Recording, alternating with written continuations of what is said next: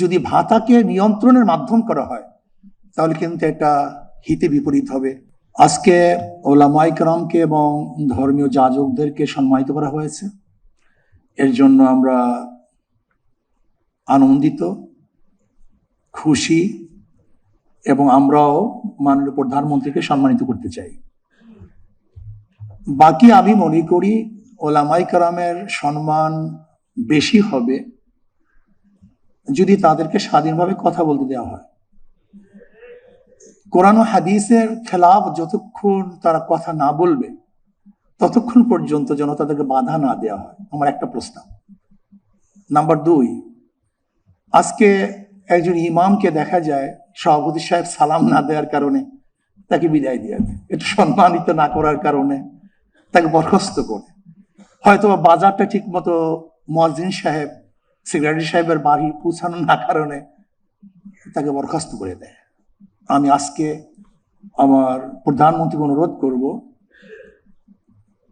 একটা নির্দিষ্ট নীতিমালা থাকা চাই যে কোন কারণে তাকে বরখাস্ত করা হবে।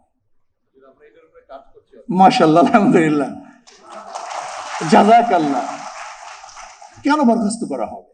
যতক্ষণ আকীদা এবং কোরআন ও সুন্নাহর আকীদা, একটা শব্দ আমি সংযুক্ত করতে চাই, আকীদা এবং কোরআন ও সুন্নাহর অনুকূলে যতক্ষণ থাকবে ততক্ষণ কোনো অবস্থাতেই তাকে বরখাস্ত করা যাবে না। আলহামদুলিল্লাহ, শুকরিয়া জ্ঞাপন করছি।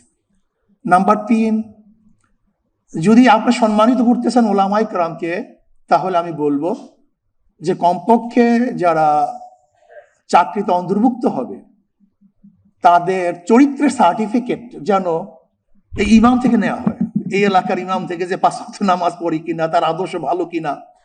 যদি এরকম কিছু তাদের থেকে চারিত্রিক সার্টিফিকেট নেওয়া হয় তাহলে আমরাও ভালো হয়ে যাব, আমরা ভালো হবো। আমরা চরিত্রের সার্টিফিকেট দিই, কাজে আমি যদি ভালো না হই তাহলে চরিত্র সার্টিফিকেট আমি দেবো কিভাবে?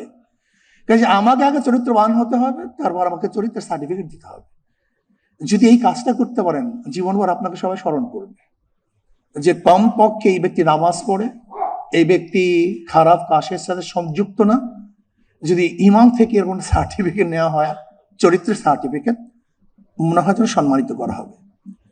আর একটা কথা বলি, শেষ করব, যে আজকে সম্মানিত ভাতা যেন নিয়ন্ত্রণের কোনো মাধ্যম না হয়, যে সরকার যেন ইমাম এবং মুয়াজ্জিনকে নিয়ন্ত্রণ না করে, বরং এটা সম্মানিত ভাতা সম্মানিত হিসেবে থাকে। যদি ভাতাকে নিয়ন্ত্রণের মাধ্যম করা হয় তাহলে কিন্তু এটা হিতে বিপরীত হবে।